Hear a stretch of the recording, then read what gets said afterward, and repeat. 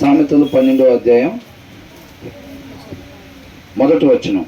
శిక్షను ప్రేమించువాడు జ్ఞానమును ప్రేమించువాడు. జ్ఞానమును ప్రేమించువాడు అంట. ఇక్కడ దీంట్లో ఏంటంటే జ్ఞానాన్ని, వివేచనని ప్రేమించటం, కోరుకోవటం, పొందుకోవటం, దాని గురించి, దాని ప్రాధాన్యత గురించి దీంట్లో రాయబడింది అనమాట.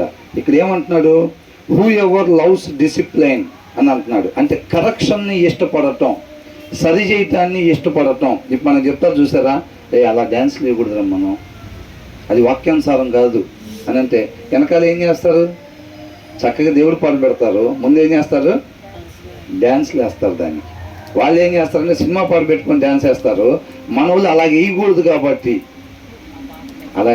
కాబట్టి పాట మారిద్ది, వెనకాల స్టెప్పులు మాత్రం అవే కంటిన్యూ అవుతూ ఉంటాయి. లోపల ఆనందం, శరీర ఆనందం మాత్రం సేమ్గా కొనసాగుతూ ఉంటుంది. వాళ్ళు ఎట్లాగైతే డ్యాన్స్ వేసి చక్కగా ఆనందపడుతున్నారో వీళ్ళు కూడా డ్యాన్స్ వేసి బలి వేసాను స్టెప్పులు. ఆ స్టెప్ నువ్వు బలి వేసేవారు. అసలు అక్కడ చేదిపోయి చూసేవి ఇలాగా, అది ఎదిరిపోయింది. అదే హైలైట్. అసలు వాళ్ళు ఏం మాట్లాడుకుంటారు? వాళ్ళు కూడా ఏం బలి వేసేవారు ఆ స్టెప్ మాత్రం అని అంటారు. అవునా? పాట వెనక పాట, ఆ పాటలో ఏం నడుస్తుందో ఎవరికి తెలియదు, ఎవరు దాని మీద మనసు పెట్టరు. అవునా?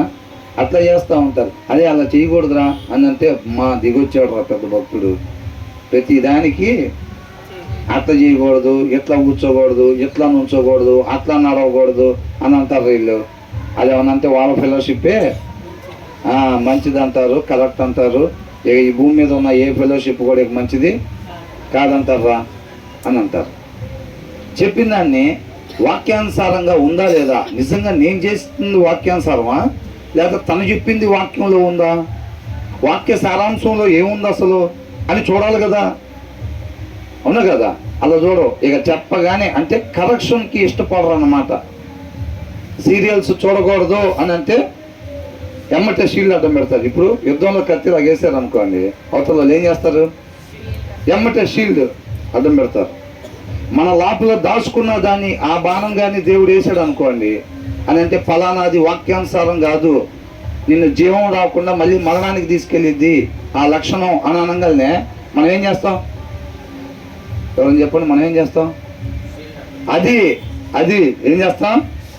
ఎమ్మటే షీల్డ్ అడ్డం పెడతాం. ఆ వాక్యం పోయి మన హృదయంలో దాచుకున్న దానికి తగలకుండా. సీరియల్ చూసేవాళ్ళు సీరియల్ చూడకూడదు అనగానే ఎమ్మటే ఆ షీల్డ్ అడ్డం పెడతాం. అప్పుడు ఏమైంది? కత్తి దానికి తగిలి ఆగిపోయిద్ది. వాక్యం కూడా దానికి తగిలి ఆగిపోవాలి, లోపలికి బాగూడదు. మీరు మీ పిల్లలు బాగా అభివృద్ధి చెందాలనగానే ఏం చేస్తాం? షీల్డ్ తీసేసి దాన్ని డైరెక్ట్గా వెళ్ళి గుండెల్లోకి వెళ్ళిపోయి చక్కగా ఆ హృదయంలో నుంచి ఆ ఫలాలు వచ్చేయాలి. హృదయం అనే నేల మీద పడి ఇక నేను నా పిల్లలు ఇమ్మీడియట్గా అభివృద్ధి చెందిపోతూ ఉండాలి. అట్లా చేస్తూ ఉంటారు ఈ రోజుల్లో. వాళ్ళకి ఇష్టమైన దాన్ని మాత్రం రిసీవ్ చేసుకొని హృదయంలో బోనించుకోవాలి. వాక్యం ద్వారా దేవుడు సత్యం చెప్పినా అది ఒకవేళ మనం తీసేసుకోవడానికి మనం ఇష్టపడట్లేదు అనుకోండి, మనం ఏం చేస్తామంటే ఎమ్మటే షీల్డ్ అడ్డం పెట్టేసేస్తాం. అలా ఎంతకాలం మనం చేస్తే బాగవుతాం? ఆయన పోలిక, ఆయన స్వరూపంలోకి ఎప్పుడు వస్తాం? ఆ ప్లేస్లో వాక్యం అనే సుత్తి దెబ్బలు తగలకపోతే ఆయన ఆకారం రాదు. మనం ఏం చేస్తామంటే ఆయన ఎన్నిసార్లు ఆ ప్లేస్లో కొట్టి ఆయన ఆకారం తీసుకొద్దాం చూసినా మనం అన్నిసార్లు ఏం చేస్తాం? షీల్డ్ అడ్డం పెడతా ఉంటాం. మనం ఎక్కడికి వెళ్ళు, ఇంకొక ఫెలోషిప్కి వెళ్ళు, ఊరు వెళ్తే అక్కడ ఇంకో ఫెలోషిప్కి వెళ్ళు, దేవుడు కృపామయుడు అక్కడ కూడా సొత్తు తీసుకొని వస్తాడు. ఇది నా పోలిక లేకపోతే రేపు రోజు నష్టపోతాడు కాబట్టి నా పోలిక తీసుకురావాలని చెప్పి అక్కడ కూడా ఆ పాస్టర్ గారి ద్వారా ఆ మాట చెప్పకపోతే ఏం చేస్తాం? అక్కడ కూడా ఫోన్ మర్చిపోతాంలే కానీ షీల్డ్ మాత్రం అది. అందుకని ఎంతకాలం పోయినా సరే మనలో ఉన్నాయి అలాగే ఉంటాయి. ఇస్కరియోతు యోధా చేసిన పని కూడా అదే. దేవుడు కూర్చున్నప్పుడు శిష్యులకు ధనం గురించి చెప్పలేదా? చెప్పాడు, అనేక చోట్ల చెప్పాడు. అవునా? మరి చెప్పినా కానీ ఏం చేస్తున్నాడు? ఆ టైంలో షీల్డ్ అడ్డం పెట్టుకుంటున్నాడు. అర్థమవుతుందండి? మనకి ఇష్టమైన మాటలు కొన్ని తీసుకుంటాం, కొన్ని మాటలు మాత్రం వద్దు. నాకు కాదన్నట్టుగా నీకే అని అంటారు. అవునా? సరి చేసుకోమంటే నీకే చెప్తున్నారు అని అంటారు. అట్లా ఉంటారు. వాళ్ళు ఎవరంట? హూ ఎవర్ లవ్స్ డిసిప్లైన్, కరెక్షన్కి ఇష్టపడే వాళ్ళు. దేవుడు ప్రతి దినం కూడా కడుక్కోవటానికి ఇష్టపడకపోతే కష్టం. ఏం చేస్తున్నాడు? ఆయన వాక్యం ద్వారా కడుగుతున్నాడు. కడిగేటప్పుడు ప్రభా ఇక్కడ మాత్రం వాటర్ పెట్టబాక, ఈ మురికి ఇక్కడే ఉంచని, ఈ మురికి నాకు ఇష్టం. ఏందంట ఆ మురికి నాకు ఇష్టం ప్రభా, దాన్ని మాత్రం తీసేయబాక అని అంటున్నారు. అలాంటి వాళ్ళు ఎవరంటే who ever loves discipline, loves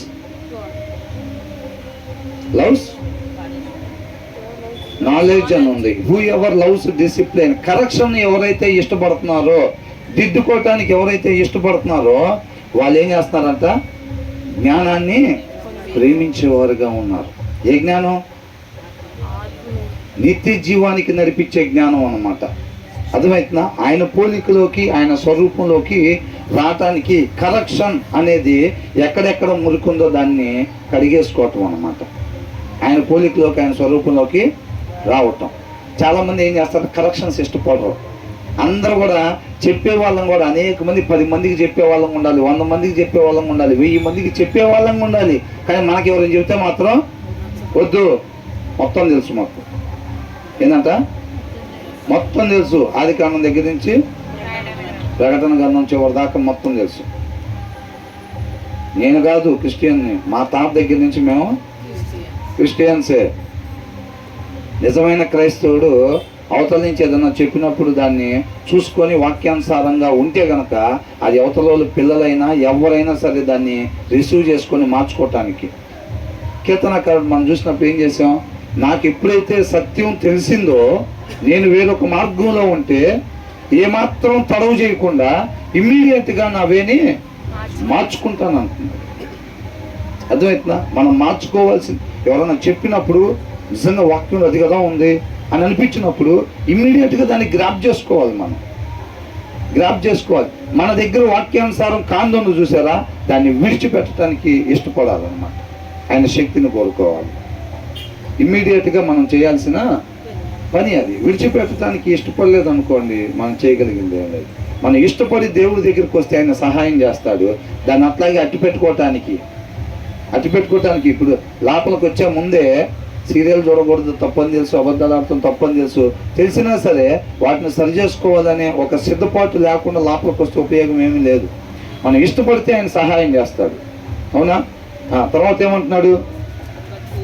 but whoever hates correction is stupid. అవునా? నన్ను స్టూపిడ్ అంటావా? ఏంటంట? నన్ను స్టూపిడ్ అంటావా?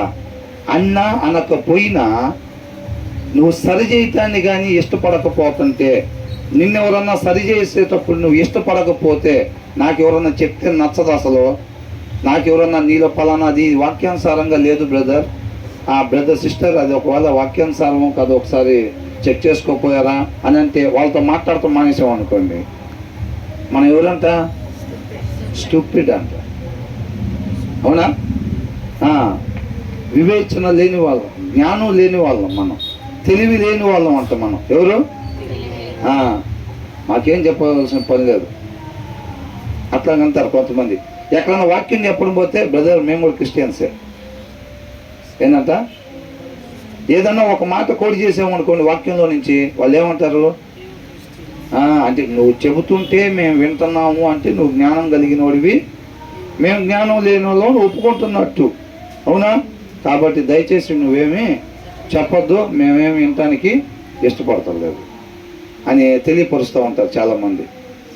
అలాగా తెలుసుకోవటానికి ఇష్టపడకపోతే జ్ఞానాన్ని ప్రేమించే వాళ్ళు కాదు అని అంటున్నారు. తెలివి లేని వాళ్ళు వాళ్ళని చెప్తా ఉన్నారు. అంటే దీని ద్వారా మనం ఏం నేర్చుకోవాలి?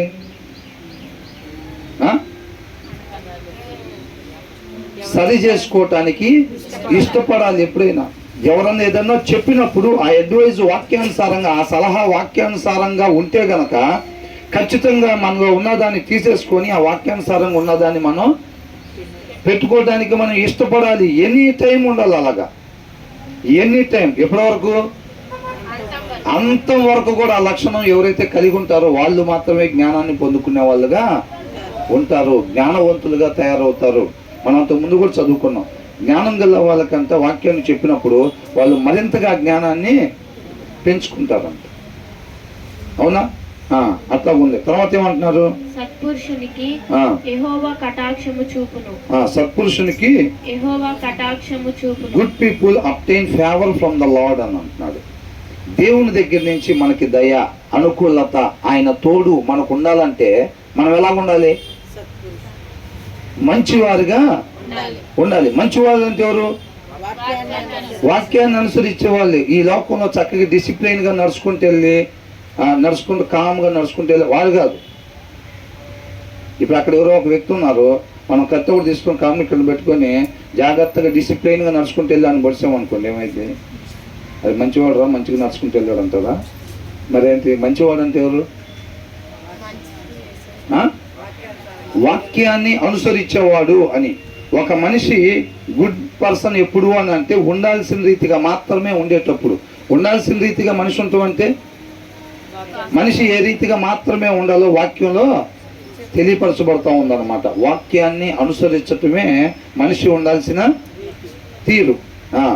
ఇప్పుడు వాక్యాన్ని అనుసరించకపోతే అది మనిషి ఉండకూడని తీరు అన్నమాట. మనం ఎక్కడైతే ఉండకూడని తీరులో ఉంటున్నామో అక్కడ దేవుడు తన అద్దం ద్వారా తన కృపను బట్టి చూపిస్తూ ఉంటాడు. సరి చేసుకోవటానికి ఇష్టపడితే సరిచేసి ఆయన పోలికని, ఆయన స్వరూపాన్ని మనలోకి తీసుకొస్తూ ఉంటాడు. మనం ఏం చేస్తూ ఉంటే గుడ్ పీపుల్ లాగా ఉండటానికి ఇష్టపడం, కానీ ఆయన దయ మాత్రం, ప్రభువా నీ దయ నా మీద ఎల్లప్పుడూ, నువ్వెప్పుడు కూడా నాకు అనుకూలంగా, నీ ఇష్టమైంది కాకుండా నా ఇష్టమైంది చేసుకుంటున్నా ప్రభువా, నువ్వు మాత్రం నాకు అనుకూలంగా ఉండు. నేను అన్యాయం చేసినా సరే నాకు తీర్పు ఫేవర్గా ఇవ్వు. అట్లా కోరుకుంటా ఉంటాం. దేవుడు అలా ఉండడు. దేవుని దేవుడిగా తెలుసుకోలేనప్పుడు అట్లాంటి ప్రార్థనలు, అట్లాంటి కోరికలు, అట్లాంటి ఆలోచనలు చేసుకుంటూ ఉంటాం. అర్థమవుతుందండి? దేవుని దేవుడిగా తెలుసుకోవటం అని అంటే ఆయన ఎలా ఉంటాడు, ఎలాగ ఆలోచిస్తాడు, ఎటువంటి వారికి తోడుగా ఉంటాడు, ఎటువంటి వారిని కాపాడుతూ ఉంటాడు, ఎటువంటి వారిని ఇష్టపడతాడు, ఎటువంటి వారితో ఆయన నడుస్తూ ఉంటాడు అనేది తెలుసుకోవటమే ఆయనగా తెలుసుకోవటం అన్నమాట. అంటే దీన్ని బట్టి మనకి ఏమవుతుంది? Good people obtain favour from the lord అని అంటే బ్యాడ్ పీపుల్ అంటే వాక్యాన్ని అనుసరించిన వాళ్ళు ఉండదు, దేవుడి దయ ఉండదు. ఎన్నిసార్లు చెయ్యి, మనం మంచివారుగా ఉండకుండా ప్రభువా నీ దయ దయ దయ అని దయకు సంబంధించిన 3 పాటలు పాడి దయ గురించి 20 నిమిషాలు ప్రార్థన చేసామనుకోండి, మంచివారు ఉండకుండా దేవుడి దయ వచ్చిద్దా? అట్లా రాదు. అర్థమవుతుందా? Good people obtain favour from the lord but he condemns those whose devise wicked schemes అని అంట. అంటే చెడ్డ ఆలోచన, చెడ్డ తలంపులు, చెడ్డ క్రియలు ఎప్పుడైతే మనం చేయనిపోతామో దేవుడు మనకు తోడుగా ఉండడంతే. ప్రభువా బ్యాంకు దొంగతనం చేయటానికి వెళ్తున్నాను, ఆయన తోడుగా నీ దూతల్ని కుదిరితే నువ్వు కూడా రా ప్రభువా. మా కాలేజీలో 10 మందికి సహాయం చేస్తా, ₹1,00,000 కొట్టుకొచ్చి 10,000 సహాయం చేస్తా ప్రభువా అంటే వస్తాడా? 20,000 ఇస్తామంటే 30,000, 99,000 పంచి పెడతా ప్రభువా, 1000 తీసుకుంటా ప్రభువా, ఇప్పుడన్నా రా ప్రభువా అంటే అయినా రాడు. నువ్వు దొంగతనానికి పోయినట్టు వాళ్ళకి తెలియాలంటే ఏం చేయాలా? ఆ పని తీసుకుంటాడు. అవునా? కాబట్టి అదే అని అంటున్నాడు, he condemns those who device wicked schemes.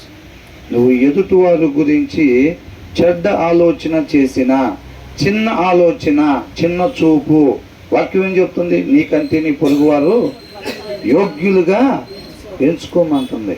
వాళ్ళు మనకన్నా తక్కువే, వాళ్ళు మనకన్నా తక్కువగా ఉండాలి. ఎప్పుడు ఏ విషయంలో ఉన్న వాళ్ళకన్నా మనమే పైన ఉండాలి అని నువ్వు ఆలోచన చేసినా దేవుడు నీకు తోడుగా ఉండడు. ఆయన అనుకూలత మనకి రాదు, ఆయన దయ మనము పొందుకోలేము. అన్యాయం ఆలోచన ఎప్పుడైతే తలుస్తామో ఎమ్మటే దేవుడు వాళ్ళ పక్షాన్ని వెళ్ళిపోతాడు. నువ్వు నేను ఎప్పుడైతే న్యాయంగా ఉంటామో, వాక్యంలో ఉన్నట్టుగా మన పొరుగువారు ఎవరన్నా కానీ వాళ్ళు తెలియక మనల్ని ద్వేషిస్తున్నారేమో, అయినా మనం ఎలా ఉండాలి? ఎదుటి వారిని బట్టి కాదు, వాక్యాన్ని బట్టి మనం. అంతే. వాళ్ళు ఎలాగైనా ఉండని, వాళ్ళు ప్రేమిస్తున్నారా మన వాక్యానుసారంగా, అయినా మనం ఏం చేయాలి? వాక్యానుసారంగా ప్రేమించాలి. వాళ్ళు మనం ద్వేషిస్తున్నారా, అయినా మనం ఎలా ఉండాలి? అయినా వాక్యానుసారంగా ప్రేమించాలి. మన విధానం ఒక్కటే, వాక్యాన్ని అనుసరించటం. వాళ్ళని బట్టి మనం కాదు. లోక తీరు ఎలా ఉంటుంది? వాళ్ళు అరిసెలు చక్రాలు ఇస్తే మనం అరిసెలు చక్రాలు ఇస్తాం.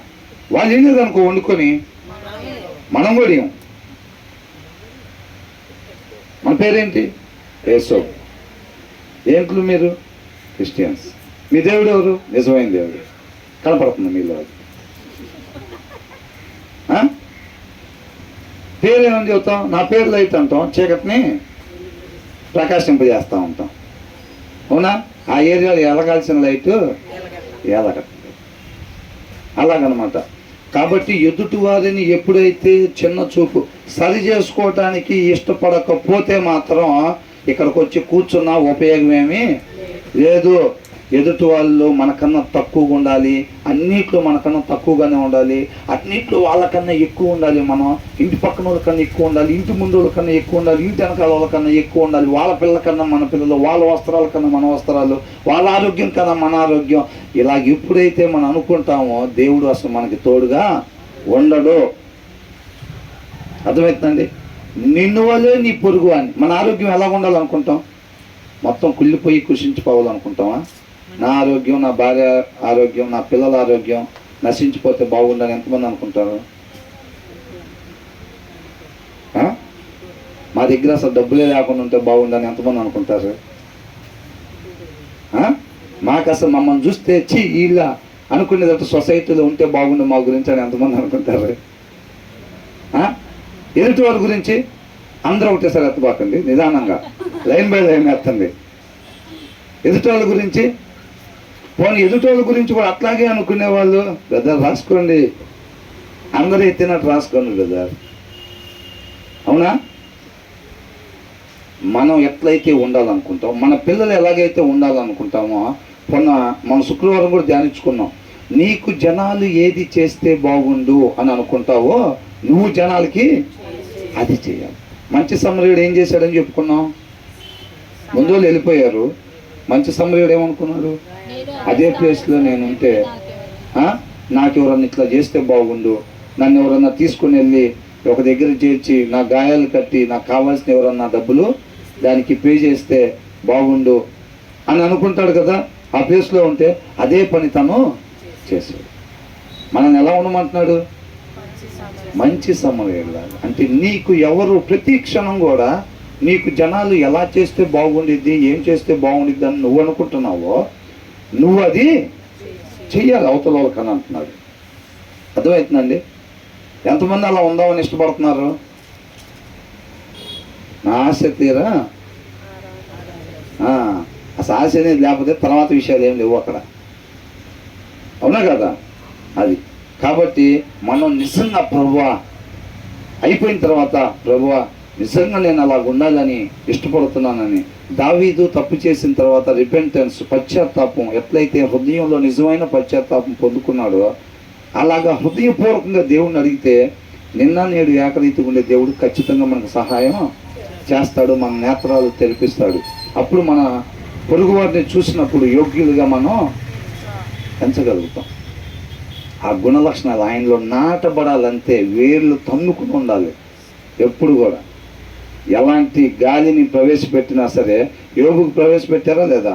సాతానికి అవకాశం ఇస్తే గాలిని ప్రవేశపెట్టి హాస్టల్ మొత్తం పోయేటట్టుగా, ఆరోగ్యం మొత్తం పోయేటట్టుగా చేశాడు.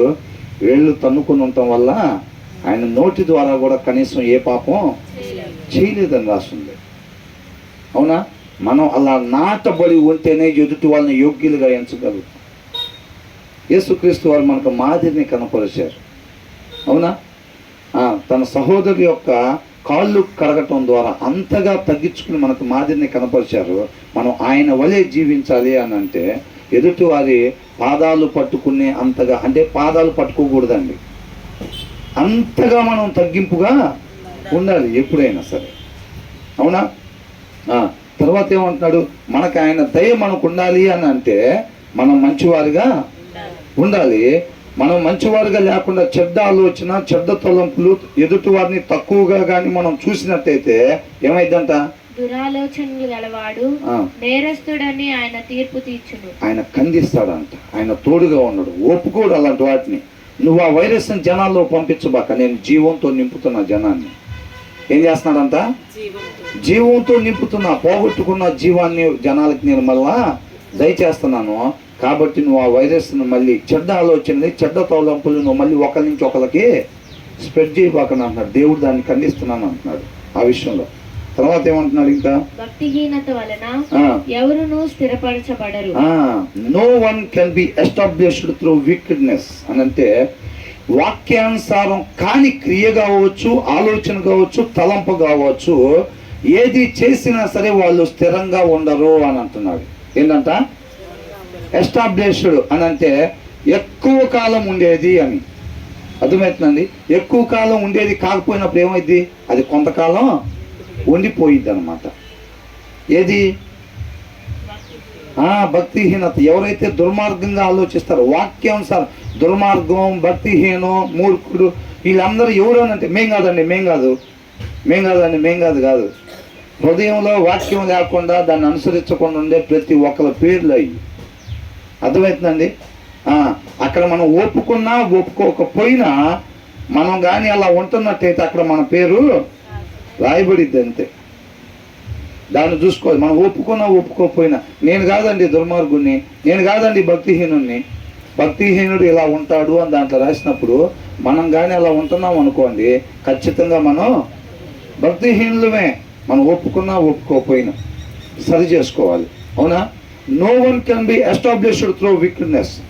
వాక్యానుసారం కానిది చేసి, వాక్యానుసారం కానిది ఆలోచన చేసి శాశ్వతంగా మనం ఉండాలి అని అనుకోవటం సాధ్యమయ్యేది కాదు. తర్వాత ఏమంటున్నాడు? But the righteous cannot be approved. వాళ్ళని ఎవ్వరు కూడా కదిలించలేరు అనమాట. మర్రి చెట్టుని బిగుతాం ఎట్లాగా? ఏర్లు పెద్దగా తన్నుకోకుండా ఉండేదాన్ని ఏం చేస్తాం? పట్టుకొని పీకేస్తాం. ఏర్లు భూమి లోపలికి తన్నుకుని ఉన్నాయి అనుకోండి, మనం పీకుతామా? పీకలేం మనం దాన్ని. అవునా కదా? ద రైచస్, నీతిమంతుడు, వాక్యాన్ని మాత్రం అనుసరించే వాడిని ఎవ్వరు కూడా కదిలించలేరు. శాశ్వత కాలంగా జీవించి ఉంటాడు ఇక్కడే. అర్థమవుతుందండి? నిత్య జీవం ఎక్కడ? ఇక్కడే. వీళ్ళని ఎవ్వరు కూడా, నీతిమంతుల్ని, వాక్యాన్ని అనుసరించేవాడిని, ఒకసారి ఆయన మాటను తోసిపుచ్చామో ఇక ఎప్పుడు కూడా ఆయన మాటను తోసిపుచ్చకుండా ఎవరైతే ఉంటారో వాళ్ళు ఇక్కడే శాశ్వతంగా యుగ యుగాలు జీవించేవారుగా ఉంటారు. వికెడ్నెస్ ఎవరైతే no one can be established. చండాలమైన ఆలోచనలు, దుర్మార్గపు ఆలోచనలు, వాక్యానుసారం కాని ఆలోచనలు, వాక్యంలో వద్దు అంటున్న ఆలోచనలు మనం చేసుకొని నిత్య జీవం కావాలని ఎన్ని పాటలు పాడినా, ఎన్ని ప్రార్థనలు చేసినా అది రాదు. No one can be established అని అంటున్నాడు. అది ఎవరైనా, ఎంతటి వాళ్ళైనా సరే, నువ్వు ఎప్పుడైతే వాక్యానుసారం కాని ఆలోచన చేసామో, కాని క్రియ మనం చేసామో, మనం ఖచ్చితంగా కొంతకాలం ఉండి పోయేవారుగానే ఉంటాము. నీతిమంతులు, రైచస్ కెనాట్ బి అప్రూవ్డ్. నీతిమంతుల్ని ఎవ్వరు కూడా కదిలించలేరు. ఎందుకు కదిలించలేరండి? ఎందుకు కదిలించలేరు? నీతిమంతుడిని ముడితే ఆయన కనుగుడ్డుని ముట్టినట్టే. వాళ్ళ జోలికి రావటానికి వీల్లేదు. నేను తలిపేస్తే తీగలిగినోడు ఎవడు అని అంటున్నాడు. ఆయన తోడుగా ఉండగా మనం టచ్ చేసేవాళ్ళు ఎవరు లేరు. ఎప్పుడైతే మనం త్రూ వికెడ్నెస్, వాక్యానుసారం కానిది ఆలోచన చేసామో, ఫస్ట్ ఆయన మనకు తోడుగా ఉండడంతే. ఆయన మనకు తోడుగా లేకపోతే ఇక గద్దకు కోడిపిల్ల దొరికినట్టే. సాతానికి ఎట్లా అంట? మనం కోడిపిల్ల దొరికినట్టే, ఇంకేం లేదు. క్షణమాత్రం చాలు. అవునా? ఎక్కడో మన సందు చివర మన కాలనీ బయట కాదంట ఉండేది. నువ్వు సత్క్రియ చేయకపోతే ఎక్కడ ఉంటాడంట? వాకిట్లో పంచుకొని ఉంటాడు. నువ్వు ఒక్క జంప్ చేస్తే దొరికేంత దూరంలో దాక్కొని ఉంటాడు ఎప్పుడు కూడా. అది గుర్తుపెట్టుకోవాలి. అర్థమవుతుందా? ఎప్పుడో పావుగంట పరిగెత్తుకొని వచ్చి అటాక్ చేసేంత దూరం కాదు. ఒక్క జంపే చేస్తే మీద పడేటట్టుగా అంత దూరంలో దాక్కుని ఉంటాడు అపవాది ఎప్పుడు కూడా. మనం అవకాశం ఇవ్వకపోతే ఏమీ చేయలేడు. మనం అవకాశం ఇచ్చామంటే సర్వనాశనం చేయగలుగుతాడు. అవునా? కాబట్టి ఇక్కడ అని అంటున్నాడు, మన చెడ్డ వాక్యానుసారం కాని ఆలోచన కానీ కాని క్రియ కానీ ఇది ఏది కూడా మనం చెయ్యకూడదు అని అంటున్నాడు అనమాట. మనం ఇప్పుడు శాశ్వతంగా జీవించి ఉండాలి అని అనుకుంటే అలా ఏం కాదు, కొంతకాలం ఉండి ఎంజాయ్ చేసి వెళ్ళిపోయినా పర్వాలేదు అని అనుకునే వాళ్ళకి వీటితో పని ఏమీ లేదు. అవునా? ఎంతమంది అనుకుంటున్నారు అట్లా? ఉన్నంతకాలం శుభ్రంగా తిని చక్కగా సంతోషంగా నవ్వుకుంటా శరీరానికి కావాల్సిన మొత్తం ప్రవేశపెట్టేసి కొంతకాలం ఉండిపోయినా చాలు బ్రదర్, ఆ లెక్కే వేరు అనుకునే వాళ్ళు ఎవరైనా ఉన్నారా? నిత్య జీవం కావాలనుకునే వాళ్ళు ఎంతమంది ఉన్నారు? ఎసపోతే పక్కన వాళ్ళు ఎవరు అనుకుంటారు? దీనికన్నా వచ్చేది నిత్య జీవం వద్దని రోజు వస్తున్నావా పెద్ద భక్తురాలు అనుకున్నానే అనుకుంటారేమో అని చెప్పి ఏంటంట మధ్య మధ్యలో ఎట్లాంటి అడిగేటప్పుడు ఏమైందని అంటే పొరపాటున దానికి కాకుండా దీన్ని చెయ్యొద్దని అనుకో అందరిలో నవ్వుపాలు అవుతామని చెప్పి జాగ్రత్తగా వింటూ ఉంటారు. దానికోసం అన్నా వింటారు. కాబట్టి మధ్య మధ్యలో ఏం చేయాలి? క్వశ్చన్స్ అడుగుతూ ఉండాలి. దానికి కాకుండా దీన్ని ఎత్తే అందరూ మనకి వెళ్ళి చూస్తారు అని చెప్పి దానికోసం అన్నా వింటారు అనమాట. కాబట్టి మనం శాశ్వతంగా ఉండాలంటే మనం ఎలా ఉండాలంట? నీతిమంతులుగా వాక్యాన్ని అనుసరించేవారుగా మనం ఉండాలి. ఆ తర్వాత ఏమంటున్నారు? యోగ్యురాలు తన పెనిమిటికి కిరీటమును పెట్టారా డాలు? భార్య గురించి వచ్చింది ఇక్కడ. అంటే భర్త గురించి వచ్చినప్పుడు మేము పెట్టుకున్నారా మమ్మల్ని అడగచ్చు, మీరు ఏం ప్రాబ్లం లేదు. లేదా మిమ్మల్ని కూడా అడగచ్చా అంటే ఎవరినైనా అడగచ్చు. ఏంటంట? డాలు రెడీగా ఉండిద్ది. అవతల కూడా కత్తి సిరే తట్టుకున్నాడే అని అనగానే చెయ్యి పైకి లేపంగానే ఏమంటే ఏం చేస్తారు? పిల్లలు కూడా చూడు ఒక్కొక్కసారి పక్కకి వెళ్ళినప్పుడు ఇట్లా చెయ్యి ఎత్త కొడుతున్నారేమో అనుకుని ఇట్లా చెయ్యి ఎత్తారు. యోగ్యురాలు అనగానే ఇది మనకు సంబంధించిన లాగుంది. డాల్ రెడీగా ఉంటే సిస్టర్ ఏంటంట? డాలు రెడీగా ఉంటే బెస్ట్ అనుకుంటే ఇదేదో మనకు సంబంధించిన లాగా ఉంది, మనం ఎప్పటి నుంచో దాచుకున్నది పోయిద్దేమో. మళ్ళీ అజాగ్రత్తగా ఉంటే ఏమైంది? వాక్యం పోయి దానికి తగిలిద్ది. అవునా? తగిలినప్పుడు అదేమైంది? అది పోయిద్ది. అది ఎప్పటి నుంచో దాచుకుంటున్నాం జాగ్రత్తగా మనం. కాబట్టి అజాగ్రత్తగా ఉండకూడదు. వాక్యం అనేది శక్తి కలిగింది. అవునా కదా? మనం ఎప్పటి నుంచో దాచుకున్నా కానీ పోయి దానికి తగిలిందంటే మాత్రం అది ఎక్కడెక్కడ ప్రవేశించేదంట వాక్యం? శరీరంలోకి మూలుగుల్లోకి ప్రవేశించింది అనమాట. అది దాంట్లో నుంచి మంచి మాత్రమే వచ్చేటట్టుగా చేయగలిగిన శక్తి కలిగింది వాక్యం అన్నమాట. అంత శక్తి, దాని శక్తి తెలుసు కాబట్టి అది తగలకుండా జాగ్రత్త పడతా ఉంటారు డాలు తీసుకుని. ఏంటంట? A wife of noble character is her husband's crown.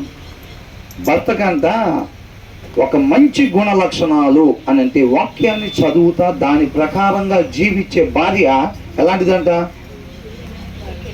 తలకి కిరీటం, కీర్తి లాంటిది, ఘనత లాంటిది అనమాట, మంచి పేరు తెచ్చేలాంటిది.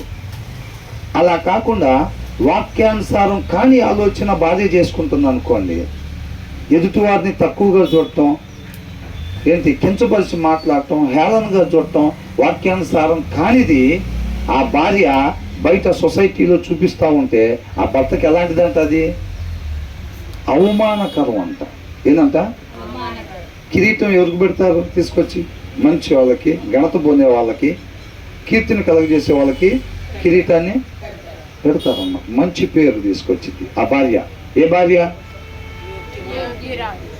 యోగ్యురాలు అని అంటే వాక్యానుసారంగా ఉండేది. ఏ వర్తి వైఫ్ అని ఉంది, అన్ ఎక్సలెంట్ వైఫ్ అని ఉంది, a wife of noble character, a virtuous women అని ఉంది. ఇవన్నీ కూడా ఏంటంటే మంచి లక్షణాలు కలిగిన భార్య. మంచి లక్షణాలు అంటే వాక్యాన్ని మాత్రమే అనుసరించే భార్య. వాక్యం ఎలా ఉందో పొరుగు వారిని డీల్ చేయమని చెప్తుందో అలాగ మాత్రమే డీల్ చేస్తూ ఉంటుంది. చూసారా? ఆ భార్య అంతా భర్తకంత కిరీటం లాగా ఉండిద్దాం. ఎప్పుడైతే వాక్యానుసారం కాని మాటలు మాట్లాడుతూ ఉండిద్దో ఆ భర్తకి అవమానం తీసుకొచ్చిద్ది అన్నమాట. జనాలకి తెలియదా?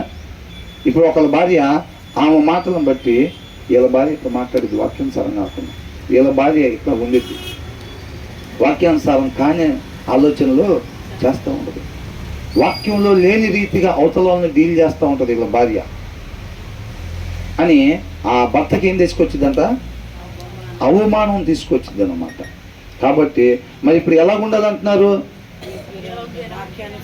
వాక్యానుసారంగా మాత్రమే ఉండే భార్యలాగా ఉండాలన్నమాట. But a disgraceful wife is like decay in his bones. ఏంటంట? సిగ్గు తెచ్చినది. బోన్ క్యాన్సర్ అంటారు, విన్నారా?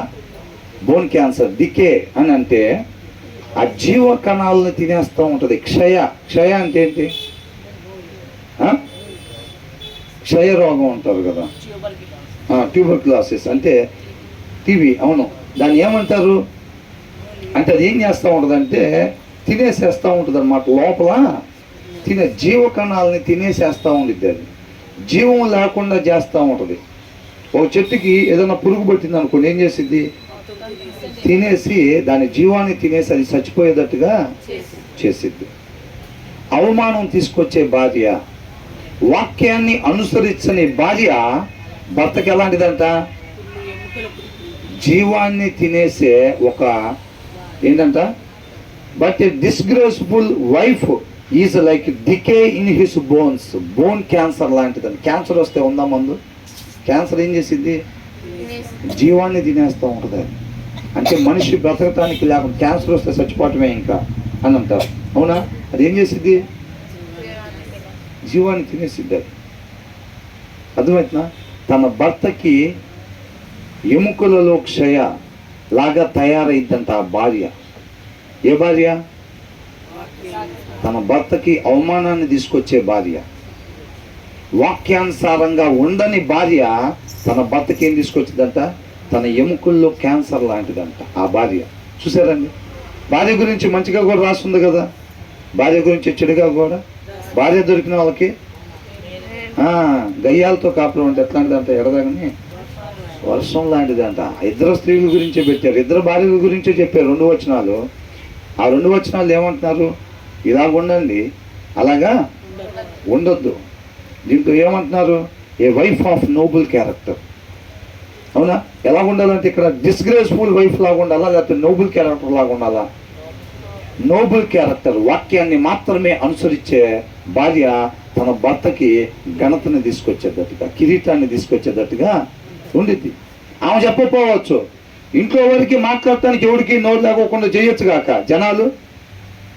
జనాలు ప్రతిదీ కూడా మనం మాట్లాడితే వాక్యానుసారమా కదా, మనం చూస్తే వాక్యానుసారమా కదా, మన ఆలోచన అది వాక్యానుసారమా కాదా ఉంది. జనాలు పసిగట్టేస్తూ ఉంటారు ఈరోజు.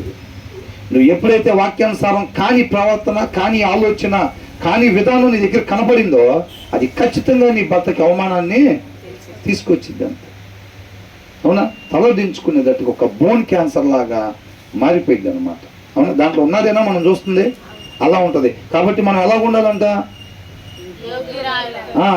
భర్తకి ఏం కావాలండి? ఏం తింటారండి? జీడిపప్పు పాయసం చేయనా, జీడిపప్పు ఇడ్లీ చేయనా? ఇది కాదు. నువ్వు ఇక్కడ జీడిపప్పు పాయసం చేయి, నువ్వు అవతల వాక్యానుసారం కానట్టుగా డీల్ చేసావు అనుకో, నీ భర్తకి ఏమైంది? నువ్వు పెట్టిన జీడిపప్పు పాయసం ద్వారా ఆయనకి జీవం రాదు. నీ ప్రవర్తన ద్వారా ఆయనకి ఏమవుతుందంట? బోన్ క్యాన్సర్ లాగా అయిపోతున్నావు, క్షయలాగా అయిపోతున్నావు. ఆయన జీవించటానికి లేకుండా చేస్తున్నావు. ఏమని బిర్యానీ వండమంటారా? పన్నీర్ బిర్యానీ వండనా? జీడిపప్పు పాయసం చేయనా? నువ్వు ఇక్కడ జీడిపప్పు పాయసం పెట్టి అవతల తక్కువగా చూసినప్పుడు ఏమవుతుందంట? ఆయన జీవించటానికి లేకుండా నువ్వే నాశనం చేసేటట్టుగా అయిపోతున్నావు. ఆయనకి ఘనత రాకుండా భర్తకి ఘనత తీసుకురావాలి భార్య. అవునా? మరి అలాంటి ఘనత రాకుండా దాన్ని తినేసే దానిలాగా నీ ప్రవర్తన, నీ విధానం అవుతుంది. నువ్వు అనుకుంటావు భర్తను బాగా నేను చూసుకుంటున్నాను కదా అని అనుకోవచ్చు. లోపల కదా నేను కుళ్ళుకుంటుంది, లోపల కదా వాళ్ళని ద్వేషిస్తుంది, లోపల కదా అని అనుకోవచ్చు గాక ఎలా తయారవుతారంట? Disgraceful women. పైనకి వేషధారణలాగా ఉన్నా సరే లోపల కానీ అలా ఉన్నట్టయితే నీ భర్తకు రావాల్సిన ఘనతను నువ్వే క్షయలాగా తినేస్తున్నావు. అవునా? తర్వాత ఏమంటున్నాడు? నీతిమంతుల తలంపులు న్యాయయుక్తములు. ఏంటంట? The plans of righteous are just అని అంటున్నాడు. అంటే నీతిమంతులు వాళ్ళు మాట్లాడే మాట, వాళ్ళు ఇచ్చే సలహా న్యాయవంతంగా ఉండిద్ది. అంటే ఉండాల్సిన రీతిగా నిన్ను నడిపించేది. నిత్య జీవానికి నువ్వు నడుచుకోవాలంటే ఎలా నడుచుకోవాలో వాళ్ళు ఇచ్చే సలహా అలా ఉండిద్ది అనమాట. వాళ్ళు ఇచ్చే సలహా నీతిమంతులు. వాళ్ళు ఏది పడితే మాట్లాడతారా? నీతిమంతులు అని అంటే వాళ్ళు వాక్యాన్ని చదివే వాళ్ళు ఉంటారు. ఆ వాక్య సారాంశాన్ని, ఆ ఇన్సైట్ భావాన్ని వాళ్ళు తీసుకొని ఉంటారు. వాళ్ళు మాట్లాడినప్పుడు అదే వచ్చింది. నీ లోపల ఏది ఉంటే బయటికి అది వచ్చింది. వాళ్ళు ఇచ్చే సలహా అదే ఇద్ది అనమాట నీకు.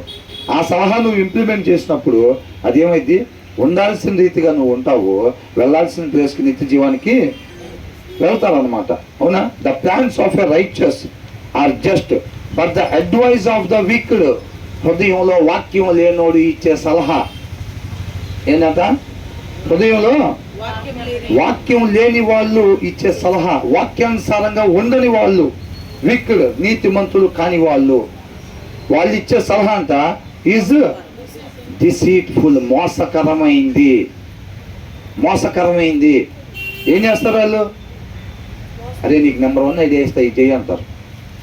వాళ్ళ హృదయంలో వాక్యం లేకపోతే వాళ్ళ నోట్లో నుంచి వచ్చే మాట మనం కానీ తీసుకొని మనం ఇంప్లిమెంట్ చేసామంటే దాన్ని అదేం చేసిద్దంట? మోసం చేసిద్దంట. అది నువ్వు వెళ్ళాల్సిన ప్లేస్కి వెళ్ళకుండా నువ్వు వేరొక ప్లేస్కి వెళ్ళేటట్టుగా, వెళ్ళకూడని ప్లేస్కి నేను వెళ్ళేటట్టుగా చేసిద్ది అనమాట. అర్థమవుతుందా? మనం మేలు మాత్రమే ఒకరికి చెయ్యాలి అని అంటే మనం ఎలాగుండాలి?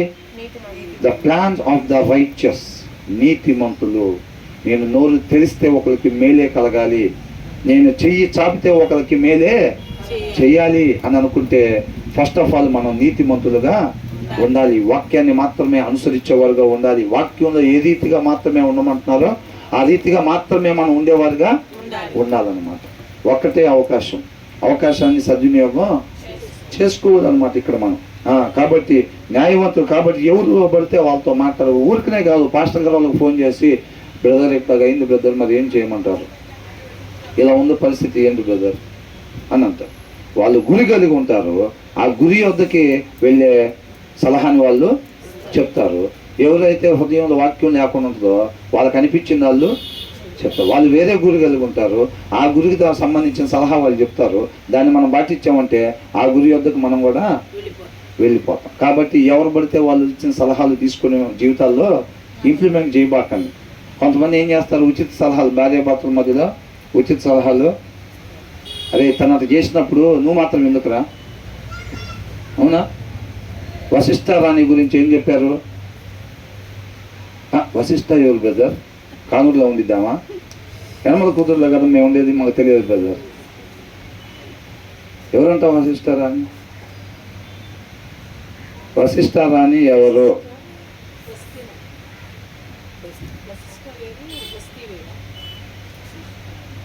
నన్ను కన్ఫ్యూజ్ చేశారని నేను అది కూడా మర్చిపోతాను. ఎవరు? కాలేజీ అన్నమాట. అందుకనే కాలేజీకి పోవటానికి లేకుండా పరిస్థితి. అదే అది ఎట్లా రాస్తారు దీంట్లో అసలు అనుకోవటానికి? అవన్నీ మనం బ్యాగులు చదువుకుని వెళ్ళేటప్పుడు ఆమె మిమ్మల్ని మాత్రమే అవమానించలేదు, కించపరచలేదు. ఈ రాజ్యంలో ఉన్న ప్రతి పురుషుని కూడా ఆమె కించపరిచినట్టే. ఆ విషయం ఎప్పుడైతే ఆమె చేసిన ప్రవర్తన ఎప్పుడైతే ఈ రాజ్యంలో ఆడవాళ్ళకి తెలిసిద్దో వాళ్ళు కూడా వాళ్ళ భర్తలను అలాగే తృణీకరిస్తారు. కాబట్టి ఆమెను రాణిగా ఉండటానికి వీల్లేదు, ఆమె ప్లేస్లో ఇంకొక రాణిని మీకు తీసుకురావాలని చెప్పారు. ఇప్పుడన్నా వెలిగినాయా?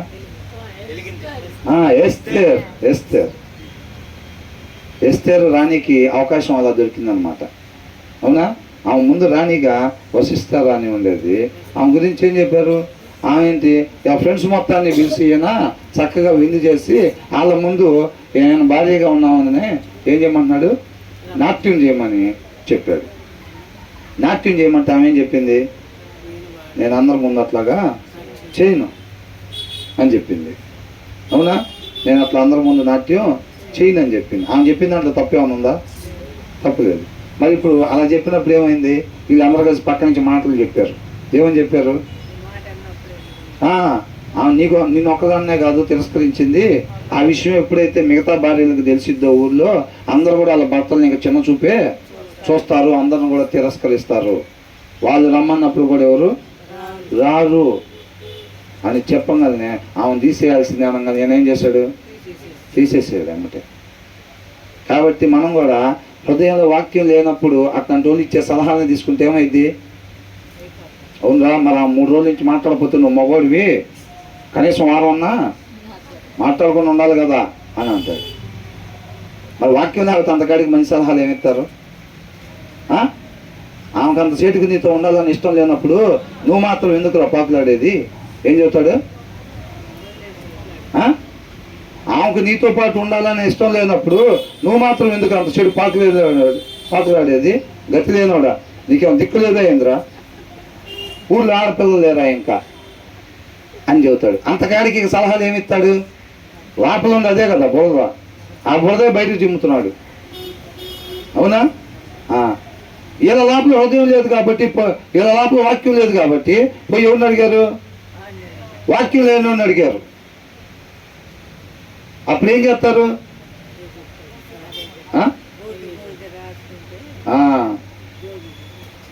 సొలొమోను కుమారుడు ఏం చేశాడు? మీ నాన్న చాలా ట్యాక్సుల మీద ట్యాక్సులు వేసి మమ్మల్ని ఇబ్బంది పెట్టి కోట్ల మీద కోట్లు కట్టుకున్నాడు, నువ్వన్నా ఏమన్నా మా భారం చులకం చేస్తావా అంటే, ఒక దినం ఆగిరండి చెప్తానని చెప్పి అలా ఫ్రెండ్స్ మొత్తాన్ని అడిగితే ఏం చెప్పారు?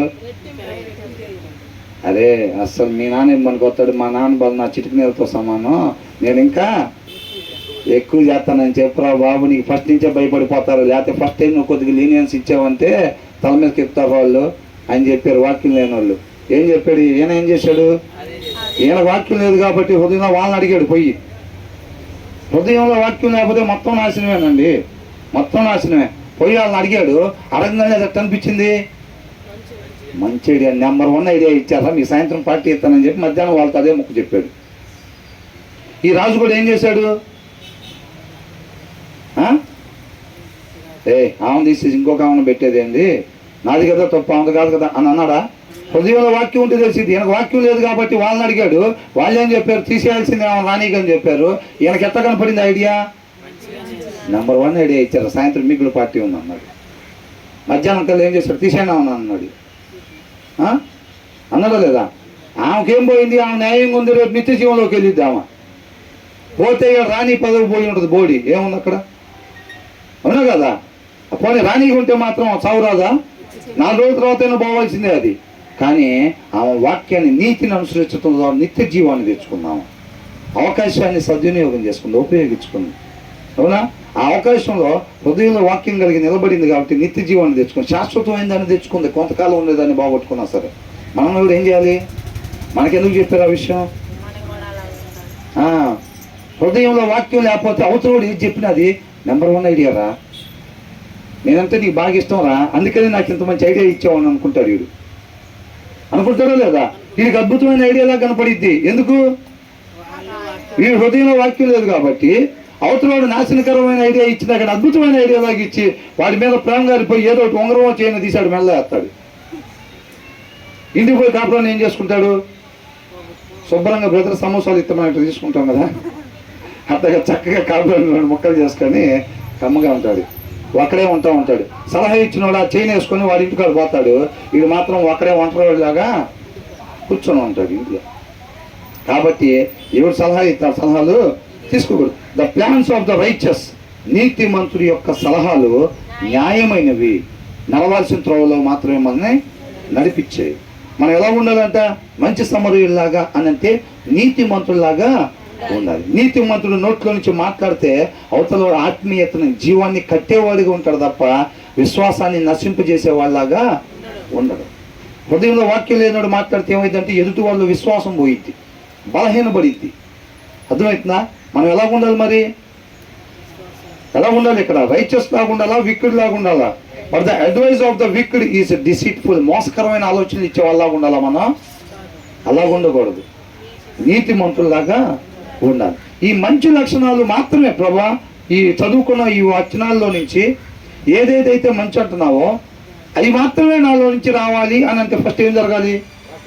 నేను అలాగ మాత్రమే ఉండాలి. ఫస్ట్ ఆఫ్ ఆల్ మనం నీతిమంతుల్లాగా మాత్రమే మనం ఉన్నప్పుడు నీతిమంతుల్లో నుంచి ఏమేమి వస్తాయో అవన్నీ మనలో నుంచి వస్తాయి అన్నమాట. అవునా? తర్వాత ఏమంటున్నాడు?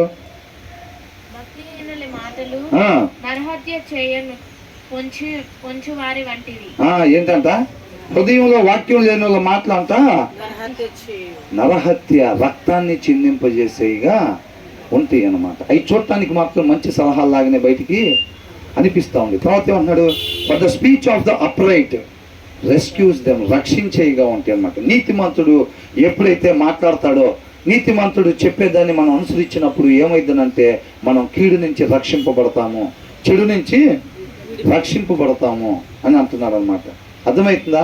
కాబట్టి అందుకనే దావీదు ఏం చేసేవాడంట?